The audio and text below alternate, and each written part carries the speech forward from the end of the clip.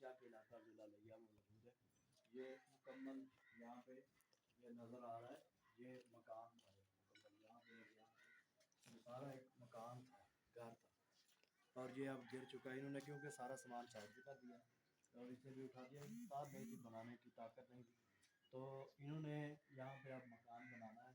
इंशाल्लाह हम आज़ाद कोशिश करेंगे कि इनको मकान बना करके दिया जाए।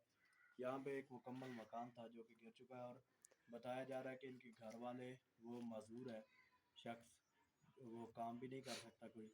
और इधर आओ, आ जाओ। हाँ जी दसो।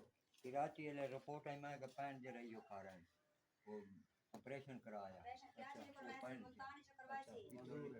वो भी रिपोर्ट चेक करा दूं तो दूर फिर चलो रिपोर्ट में हर चीज पई है, ये मजदूर है बंदा। हां हां ठीक है समझ हां अंदरों बाहरों तक ठीक है, काबिल नहीं हो, मजदूरी करने दे भी काबिल नहीं। नहीं वो टुरदा फिरता है। हां हां सही है, चलो ठीक है। ओ भैया देख सो को भी कुछ ठिकानी ठीक है। ए आई या दीवार ऐसी कच्ची 3-4 साल